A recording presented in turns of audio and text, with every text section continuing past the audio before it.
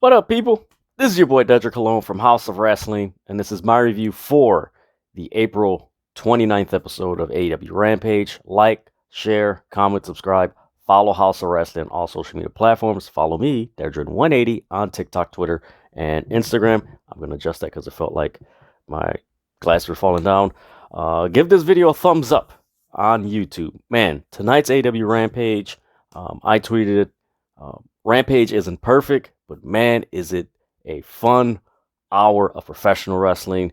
Man, tonight's show, they pretty much had a lot of people that are either people are talking about or people really have high, anticipation for. Like, man, they're really going to do some big things in AEW. And man, this show, I enjoyed it, man. I enjoyed it. It was fun. You had wrestlers that people wanted to see. And of course, you're going to have those critics. Well, the ratings say otherwise. They can barely get 1 million. They can barely get 800,000 on Fridays. And this. Look, everybody knows it's not secret knowledge. This time slot isn't a really good time slot for AEW Rampage. If it was on anywhere between 7 and 8 p.m. on any given night, it would do at close to 1 million because this show is really packed and it's really fun.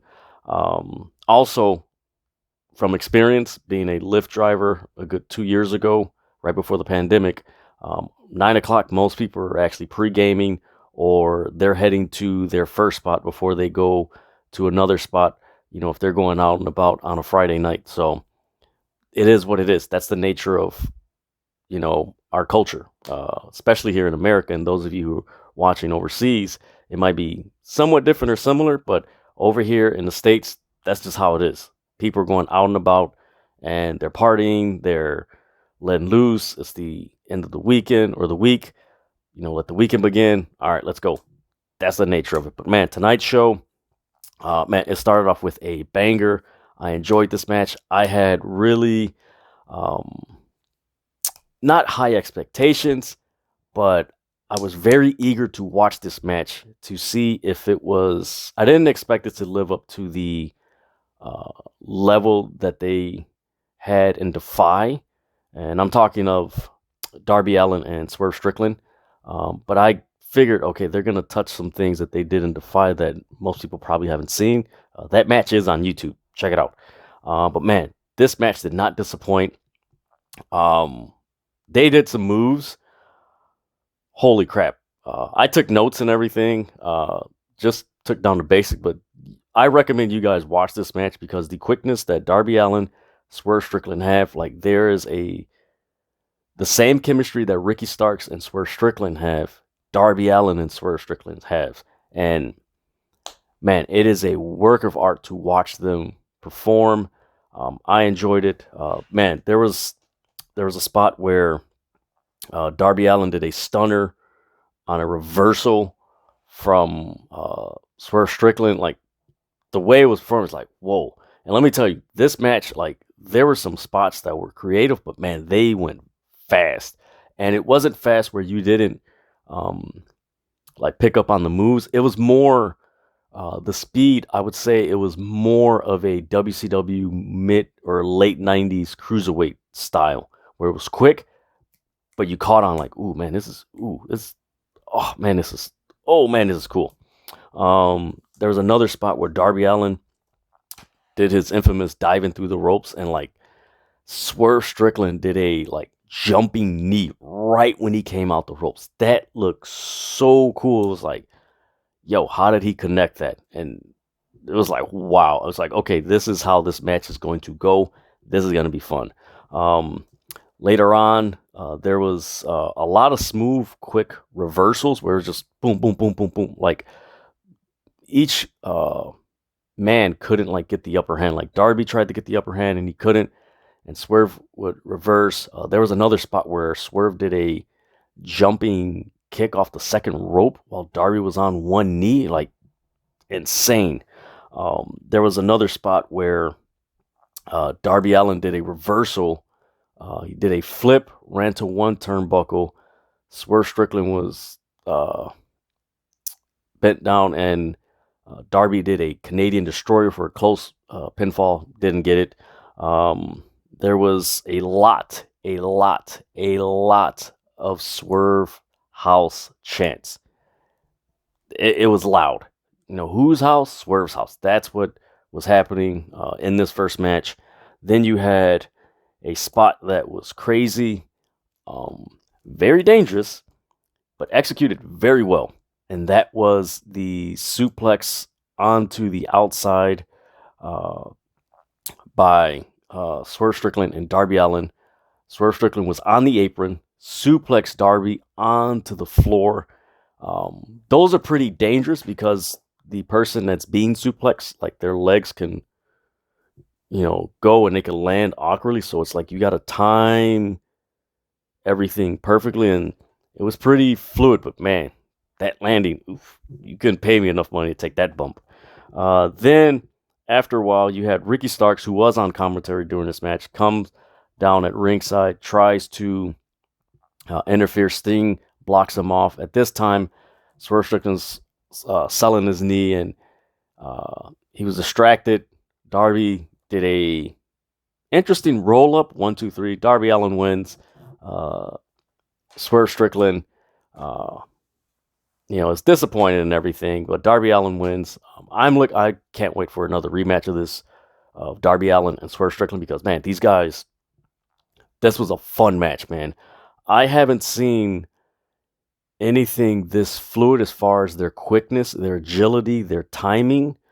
I'm not going to go as far back as the WCW Cruiserweight. It did have that fluidity that Malenko and Eddie Guerrero did. Not saying that they're Eddie Guerrero, and no, but it was just the fluidity and the quickness was like, the timing was similar.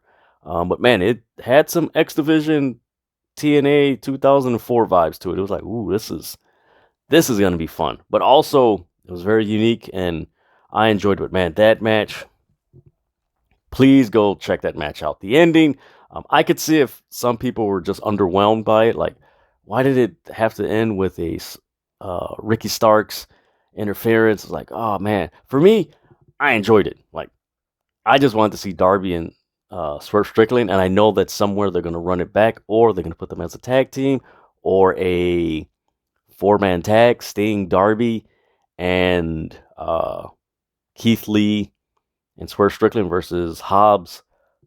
I was going to say Hobbs and Shaw. Hobbs and Ricky Starks. And I'm trying to think of 2 other guys that could go with them. Maybe Andrade and I don't know, something like that. Actually, that would be a dope 8-man tag. I would like to see that. Then we get a promo or a vignette from Shawn Spears, basically running down Wardlow. He did utter this line, there's going to be a lot of pee-pee, which it was like, did he just say that? Like, what the hell did he just say? And he clears it up, and he's like, pee-pee being pinnacle power. It is what it is. I found it funny. It was like, all right, it is what it is. Man, that's funny. But he ends the vignette, laughing and biting his chair, which the chair that he had has his logo on it, which is pretty cool and everything.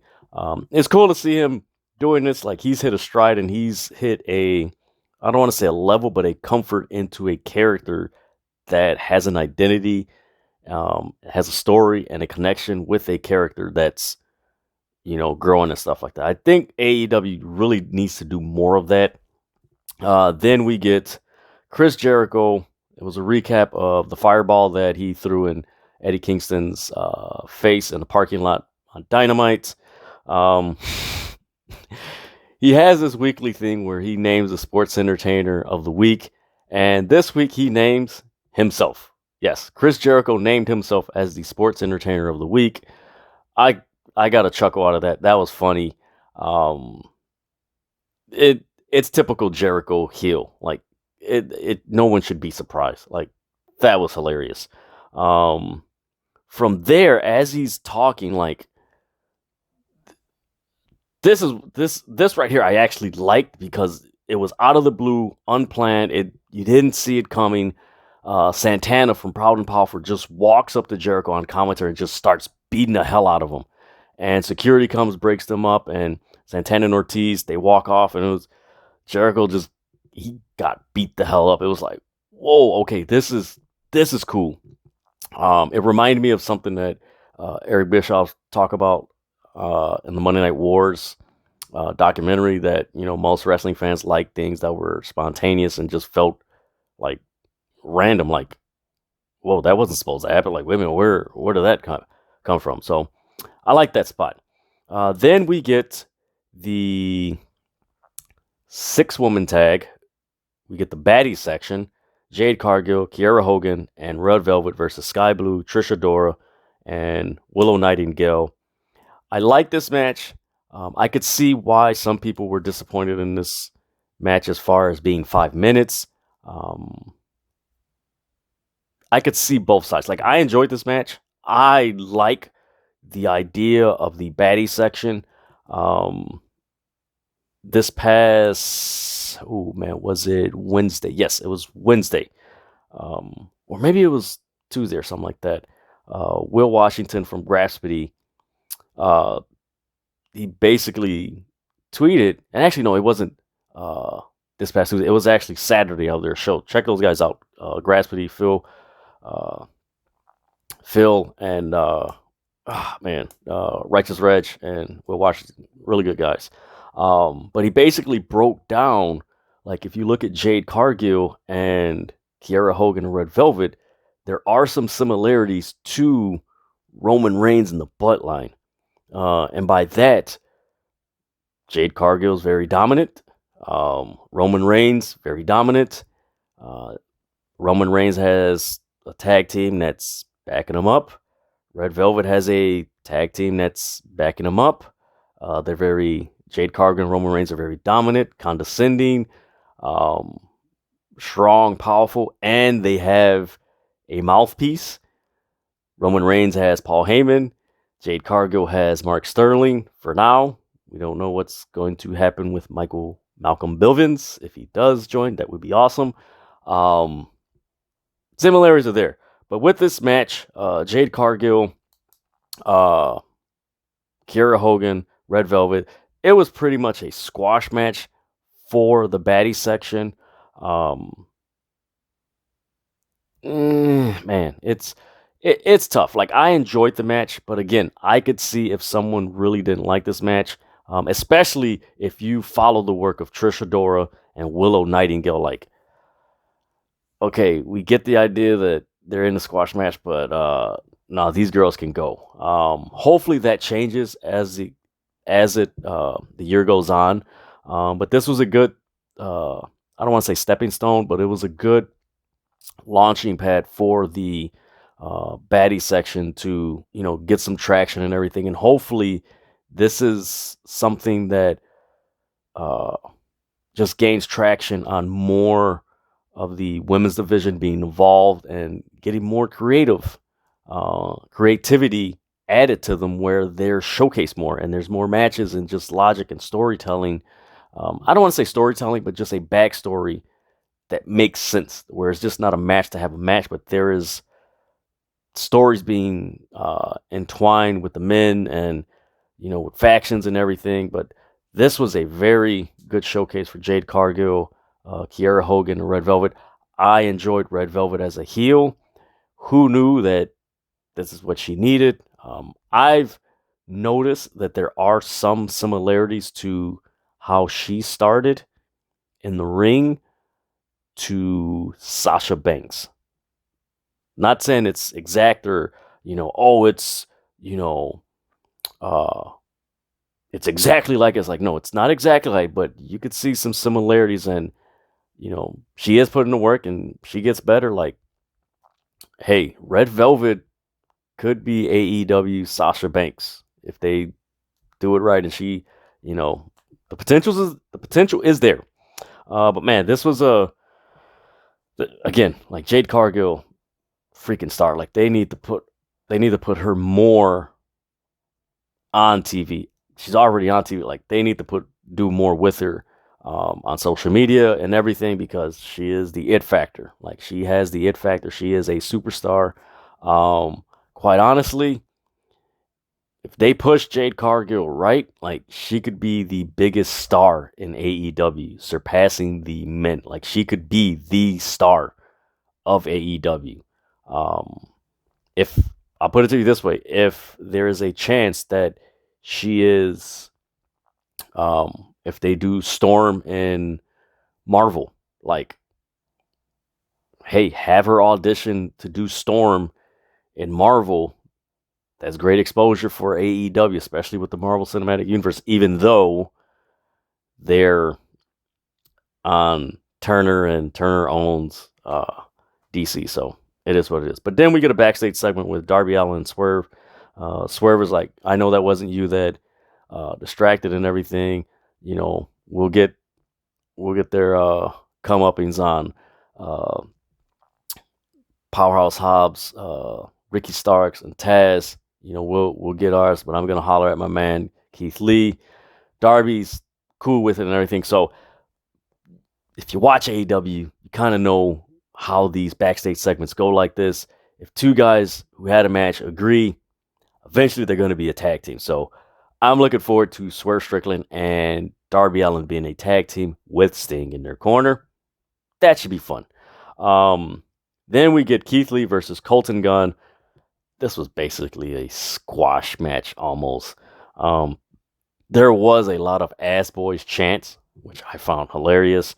Colton Gunn, like, he has his dad's height and everything. He has both Guns, Colton and Austin Gunn, like, low key, man. That's a tag team that they can be on the rise. Like, I don't want to say on the rise, but that's a tag team that has a lot of potential. That, you know, these brother tag teams, they could be pretty good, man, and they have something there. But man, there was a lot of chest chops. There was a spot where Austin Gunn tried to save his brother in the corner, and he pushed him out the way, and Keith Lee still just freaking knocked the hell out of him. It was like, you have to watch this thing, and he just knocked the hell out of him. So then from there, you get a back and forth. You have Colton. Again, he's trying to do all these moves, these power moves on Keith Lee, which is like, dude, it ain't going to work. You're going to get killed. So he tries to do like a reverse, like a inverted suplex. Keith Lee just picks him up, does his finisher, 1, 2, 3. That's it. Keith Lee wins. Strong showing by Keith Lee. It was fun. You knew Keith Lee was going to win, but just to see him beat the hell out of Colton Gunn, freaking hilarious. Then you had a backstage segment with the Hardy Boys, and they're talking about Jeff Hardy being in the Owen Hart qualifier, his match with Bobby Fish this Wednesday on Dynamite. Basically, Matt Hardy's breaking down the possible matchups: Jeff Hardy versus Adam Cole, Jeff Hardy versus Darby Allin, was it Jeff Hardy versus Kyle O'Reilly, so on and so on. The qualifying matches for both the men and women's Owen Hart's tournaments have kind of been like, we kind of know who's going to win. But for me, I like that, because if you have that for the qualifier, then it's like, okay, once you get the tournament, it's like, oh shit, like, who's really going to win? Like, who are they really going to go with? And I like that, because if you look at the women's side and look at the men's side who's qualified, like, the matchups are really cool, where it's like, okay, who's going to match up against who? How is this going to play out, where you really don't know who's going to be, who's going to win. And it's similar to how, if you look at the MMA, when they do their tournaments, especially the UFC, like, they always stack up like the strong draws in the first round, because they don't know how this is going to play out.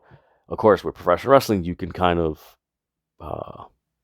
map out who you want to be in the finals and everything, as opposed to MMA, where it's just whoever's the better person is going to win. So I see that similarity, which I've never saw before, but I seen it from I forgot who it was that broke it down. I think it was Sean Ross Sapp that broke it down. It's like, oh man, it's actually pretty interesting. So Jeff Hardy does that.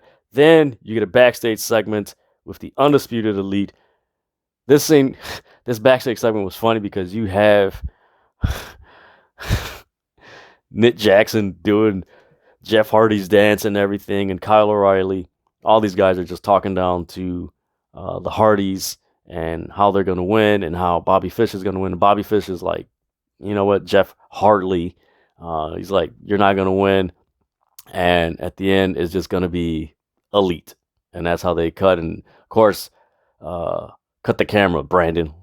Stupid. And cuts and everything.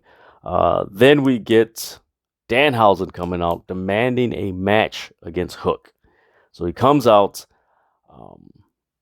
Hook comes out, and before things could start, Mark Sterling comes out, and he's like, no, do you guys want to see Darby Allin and Hook wrestle? And everyone's like, yes, yes, yes. And out of nowhere, Tony Nese comes in. He starts beating both Danhausen and Hook. You get Hook and Hook's on the ground. Mark Sterling comes to the ring. They're beating down Danhausen. Hook gets Tony Nese, does a suplex, puts him in a rear naked chokelock. Nese leaves. Sterling leaves. Danhausen tries to curse Tony Nese. Hook looks at him. Danhausen tries to get a handshake. Hook pushes Danhausen. Hook just walks away. It's not for everybody. I can see why some people say, man, they're lowering Hook to Danhausen. Like, this is corny. Like, he's strong. He's this, he's that. Like, man, this is whack. This is lame. I could see that. For me, I enjoy it.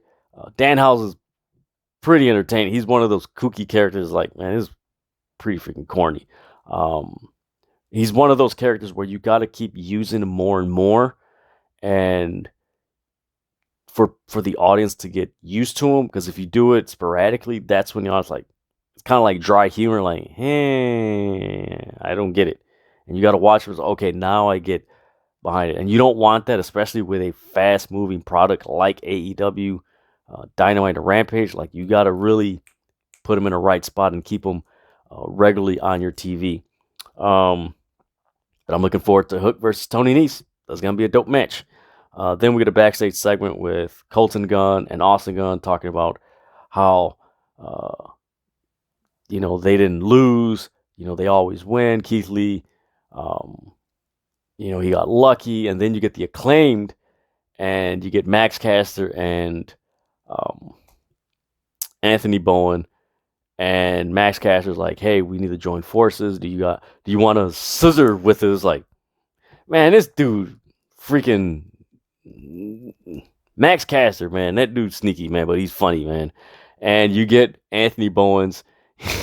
He goes, he calls Colton and Austin. He's like, hey, ass boys. I mean, Colton and Austin, that whole thing. And, they're like, hey, we should join forces. And Colton, he looks at Max and Bowen. He's like, you know what? I'm going to talk to my dad. And Austin, he's like, yeah, I'm going to talk to my dad. And Max and Anthony Bowens, they look at the interviewer. What's it? Lexi Nair. That's her name. Lexi Nair. And he's like, hey, you want to? And she's like, no. Which was pretty funny. And then we get a promo for Mercedes Martinez, really pumping up her match against Deonna Purrazzo for the Ring of Honor Women's Championship. Of course, Ring of Honor, the Ring of Honor Women's Champion is Deonna Purrazzo, and Mercedes Martinez is the interim champion. She beat Willow Nightingale at Not Honor No More. Oh my God. The Ring of Honor pay-per-view around WrestleMania. Forgive me, guys. I see the logo and the flyer. I just couldn't remember the name. So they're really hyping up this match. This is going to be a really good match on Wednesday. I'm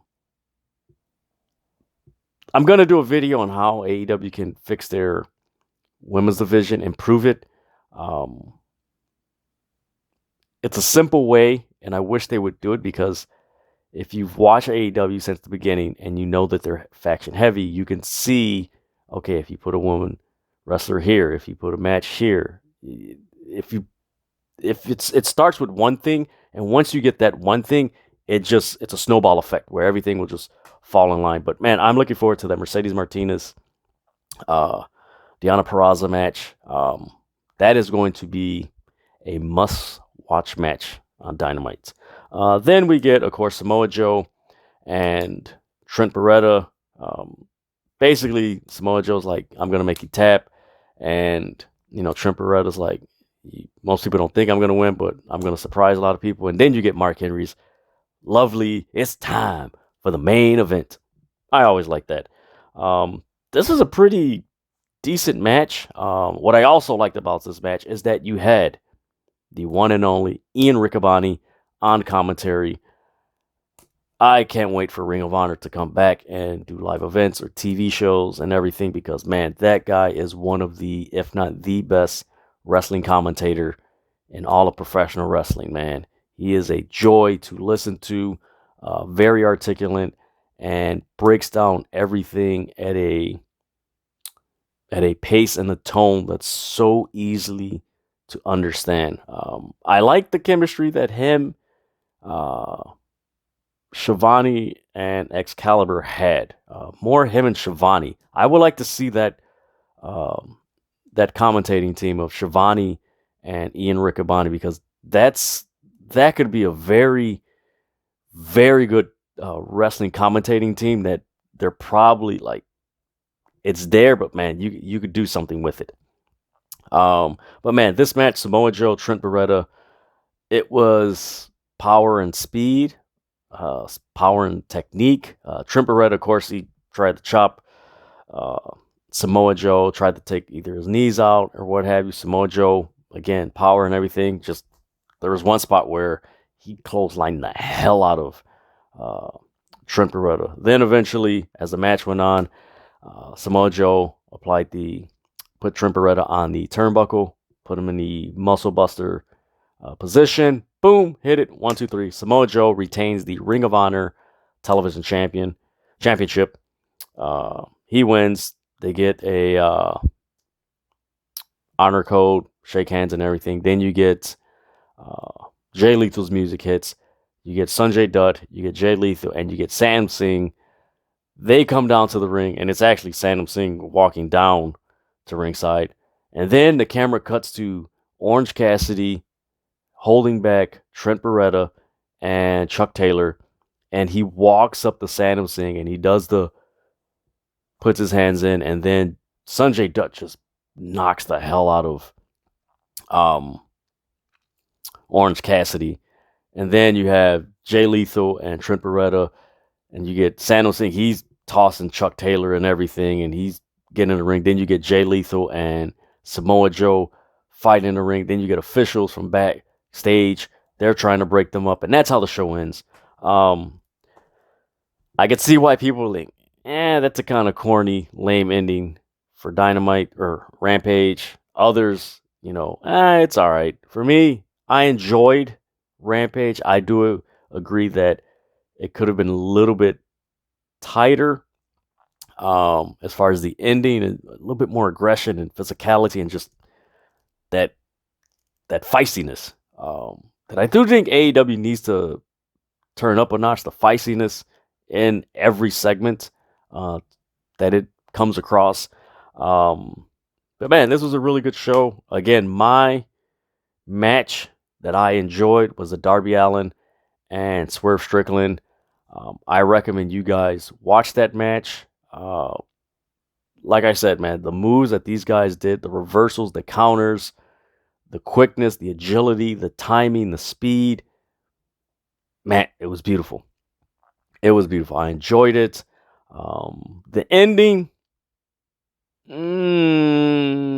it could go either way. You could, okay, it's cool, Ricky Starks, but the way the roll-up, it could have been a little bit more quicker and more intense as far as the roll-up and just, the quickness, like, oh man, okay, let me get him. But it was fun. But man, this was a fun 1 hour of AEW Rampage on a Friday night.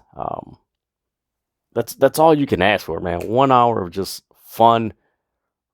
AEW Rampage. There's going to be more matches to be announced next week on social media, and of course, with the NBA playoffs going deeper on TNT, there might be some schedule changes, and then of course with the hockey and NBA. So be aware of that if you are an AEW fan, and if you're just wanting to check out AEW, just be wise about that. Follow AEW, and they'll let you know what's going to happen with the changes. But I enjoyed this show, man. This was fun. I actually enjoyed this more than Dynamite.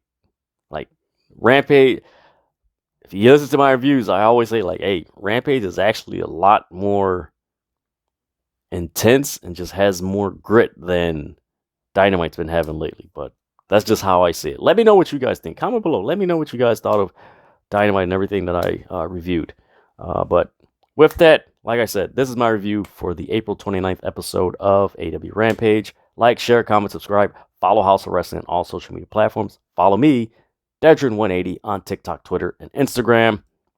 Like I always say, stop fighting over wrestling, all right? We got so much wrestling going. We're going to have NWA Power Trip or Power Surge or something like that tomorrow. We're going to have Lucha Libre Triple Mania. Triple A is going to have their event tomorrow. You're going to have all that tomorrow. So there's so much wrestling, all right? Stop fighting. Just enjoy it, all right, man? With that,